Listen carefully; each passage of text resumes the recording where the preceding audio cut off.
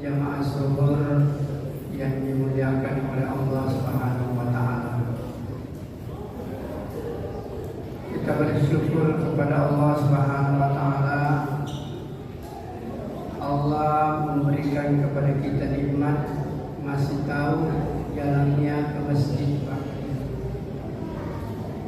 Artinya banyak orang sekarang yang tahu jalan ke pasar, tahu jalan ke tempat rekreasi, tahu jalan ke pantai, tapi tidak tahu jalan ke masjid.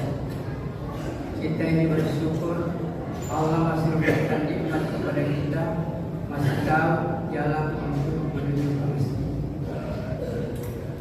Hadirin yang mulia, oleh karena itu hendaknya kita senantiasa mengingat sebuah hadis Rasulullah SAW yang mengatakan kalau ada orang yang setiap saat dia ada di masjid, lohor dia ada, asar dia ada, maghrib dia ada, isya dia ada, subuh dia ada, maka Nabi katakan yakinilah dialah orang yang betul-betul beriman kepada Allah Subhanahu wa taala. Maka syukurlah kita karena kita masih selalu berada di rumahnya Allah Subhanahu wa taala. Hadirin yang mulia, satu ketika Jibril datang kepada Rasulullah SAW, diperintahkan langsung oleh Allah Subhanahu wa taala untuk menjumpai Nabi, menyampaikan 3 pesan pendek, dan ini mudah dihafal. Mudah-mudahan bapak-bapak dari saudara yang mulia pegang kuat-kuat ini. Ini pesan Jibril yang disampaikan kepada Rasul yang diutus langsung oleh Allah. Sampaikan 3 perkara pendek ini kepada Rasulullah Sallallahu Alaihi Wasallam. Hadirin yang mulia, yang pertama itu Jibril mengatakan isma syi'ta fa innaka mayyitun. Pendek sekali. Wahai Muhammad, hiduplah engkau sesukamu. Anda bebas dalam kehidupan ini. Tapi ingat bahwa kehidupan ini pasti dan pasti akan berakhir dengan kematian. Saya pasti mati, ibu-ibu dan bapak-bapak pasti meninggalkan dunia ini. Pertanyaannya adalah ketika kita meninggal dunia, habiskah persoalan? Ternyata tidak. Justru persoalan yang sesungguhnya itu akan kita temui ketika sudah meninggalkan dunia ini. Dunia ini keadaannya tidak stabil. Hari ini kita kaya, besok tidak tertutup kemungkinan bisa jatuh miskin. Hari ini kita sehat walafiat, tidak ada yang menjamin bahwa besok kita tidak jatuh sakit. Hari ini kita gembira, tidak tertutup kemungkinan besok kita bisa bersedih. Itulah kehidupan dunia. Tapi ada satu kehidupan nanti tidak berubah. Kalau orang senang, senang seterusnya. Tapi kalau orang susah, susah selama-lamanya. Dan ini berawal ketika kita meninggalkan dunia ini. Setelah orang meninggal dunia, masuk ke alam barzakh, kubur mereka masing-masing, maka keadaan tidak akan lagi berubah. Orang yang bahagia dalam kubur, mereka akan bahagia sampai ke surga. Dan orang yang sengsara di dalam kubur, ini akan terbawa sampai ke neraka. Maka hadirin yang mulia, maka Nabi mengingatkan kepada kita, wahai manusia, isma syi'ta fa innaka mayyit. Hiduplah buat dunia ini. Anda bebas. Anda mau taat kepada Allah, silahkan. Anda tidak mau taat, silahkan. Tetapi ingat bahwa berapa lama Anda hidup di dunia. Nabi katakan a'mar ummati baina sittin wa sab'in. Umurnya umatku paling 60-70 tahun. Dan jika itu dikonversi dengan hari kiamat, kita hidup di dunia ini hanya sekitar 1,5 jam atau 2 jam. Karena Al-Quran mengatakan wa inna yawman 'inda rabbika ka'alfi sanatin mimma ta'udun. Satu hari kemudian 1000 tahun ukuran dunia. Berarti kalau 60-70 tahun itu hanya 2 jam atau 1,5 jam. Apa artinya 1,5 jam atau 2 jam dengan waktu yang tidak punya batas di hari kemudian? Maka oleh karena itu pahamilah sungguh-sungguh bahwa kehidupan di dunia ini adalah kehidupan sementara dan tidak ada yang abadi di dunia ini. Semuanya akan kita tinggalkan. Yang kaya akan meninggalkan kekayaannya, yang tinggi pangkatnya akan meninggalkan pangkatnya, yang punya harta benda yang banyak semuanya akan ditinggal. Nah, hadirin yang dimuliakan oleh Allah Subhanahu wa taala, ketika kita meninggalkan dunia ini, apa yang ikut, Bapak? Makanya hadis Nabi mengatakan ketika orang meninggalkan dunia ini hanya 3 yang ikut. 2 yang kembali, 1 yang tinggal. Jadi ketika orang meninggal dunia ini diantar oleh 3 persoalan. Keluarganya mengantar, hartanya juga mengantar, amal ibadahnya mengantar. 2 kembali, keluarga dan harta kembali. Tetapi yang menemani di kubur adalah amal-amal kebaikan. Maka oleh karena itu hadirin yang dimuliakan oleh Allah Subhanahu wa taala, peringatan Jibril kepada Nabi, wahai Muhammad, Anda bisa hidup bebas. Tapi ingat, kehidupan di dunia ini akan berakhir dengan kematian. Dan kematian bukan berarti akhir perjalanan, tetapi justru kematian merupakan awal kehidupan yang sesungguhnya. Orang yang bahagia di kubur bahagia selamanya, dan orang yang sengsara di kubur sengsara tidak punya batas waktu.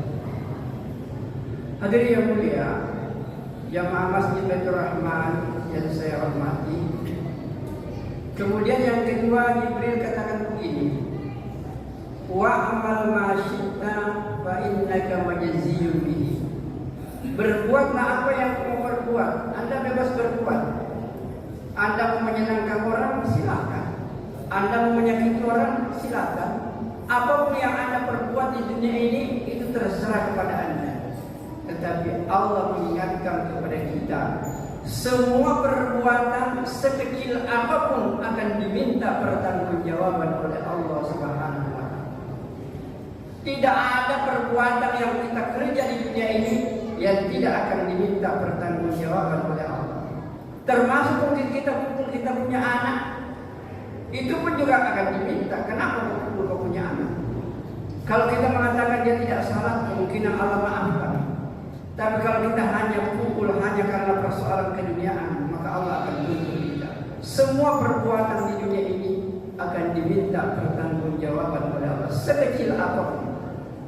Maka oleh karena itu hadirin yang dimuliakan oleh Allah Subhanahu wa taala, disinilah keadilan Allah Subhanahu wa taala. Allah menyuruh kita bebas dalam kehidupan ini. Anda mau taat silakan, tidak mau taat.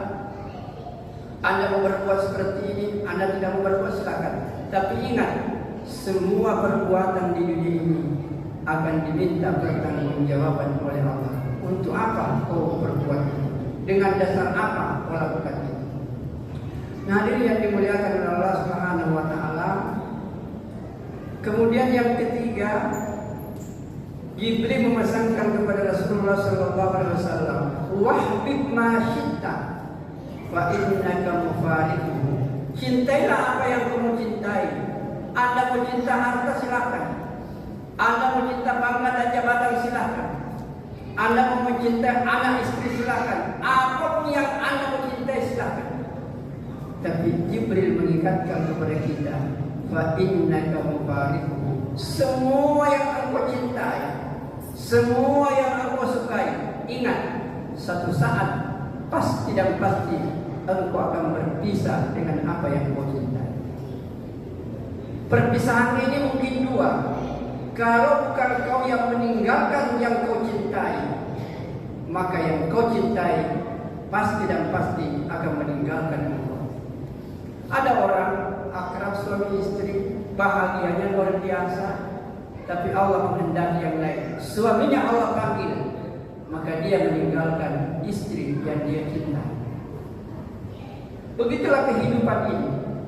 Jadi kalau bukan kita yang meninggalkan kita yang kita cintai, maka yang kita cintai akan meninggalkan kita. Mungkin kita masih sayang kepada anak, kita belai, kita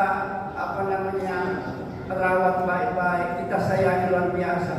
Tapi suatu saat Allah memanggil kita punya anak, maka yang kita cintai meninggalkan kita.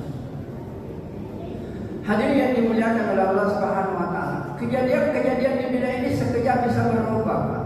Sekejap bisa berubah. Pernahkah kita memikirkan, saya masih selalu teringat dengan peristiwa bulan Desember di Aceh ini. Bagaimana dalam sekejap Aceh yang demikian kokoh, Aceh yang demikian hebat, bangunan yang luar biasa, hanya sekejap terhapus oleh air dengan tsunami, hilang semuanya. Dan pada waktu itu hadirin yang mulia, ada orang, anak tidak ada, istri hilang, semua harta habis, luar biasa sesatnya. Itulah kehidupan. Kalau bukan kita meninggalkan yang kita cintai, maka yang kita cintai akan meninggalkan kita. Namun sebagai penutup, saya akan mengingatkan kepada kita, hadirin yang mulia, mestinya kalau kita ditinggalkan yang kita suka atau kita meninggalkan yang kita cintai, kemungkinan kita bersedih. Tapi Nabi mengingatkan, tidak ada kesedihan yang orang akan rasakan di dalam kubur sampai perjalanan selanjutnya. Apa yang menyebabkan penyesalan? Kalau orang itu meninggalkan salat satu kali. Nabi katakan, orang yang meninggalkan salat satu kali, mestinya dia lebih bersedih dibanding dengan ditinggalkan oleh hartanya, keluarganya, dan dia hidup sendiri. Kira-kira gimana Pak orang dulu waktu tsunami di Aceh? Hilang anak, hilang istri, hilang harta semuanya. Nabi katakan itu tidak ada apa-apanya dibanding dengan sedihnya orang nanti di dalam kubur kalau orang itu meninggalkan salat satu kali. Begitu tinggi nilainya satu salat. Dan selalu kita ingatkan Pak, salat satu kali, jangankan yang wajib, yang sunat saja itu lebih berharga dibanding dengan dunia beserta seluruh isi. Maka oleh karena itu Bapak-bapak, supaya kita tidak menyesal mulai masuk kubur sampai perjalanan selanjutnya, jangan sampai meninggalkan salat sekalipun hanya satu kali. Inilah modal kita untuk merasa bahagia di dunia, bahagia, dan di akhirat bahagia. Dan orang yang menjaga salatnya di awal waktu, maka yakin dan percaya mereka akan tersenyum-senyum masuk ke surganya Allah Subhanahu wa taala. Maka di mana-mana saya selalu mengingatkan Pak, di mana-mana saya ceramah, ingatkan tentang salat, karena inilah kunci untuk masuk ke surga dengan tersenyum-senyum. Mudah-mudahan Bapak-bapak dan saudara yang mulia memberikan kepada kita satu taufik untuk mengingat 3 pesan ini. Hiduplah di dunia, tapi ingat akan berakhir dengan kematian. Yang kedua, perbuatlah apa yang kamu perbuat, tapi ingat semua perbuatan pasti diminta tanggung jawab oleh Allah. Dan yang ketiga,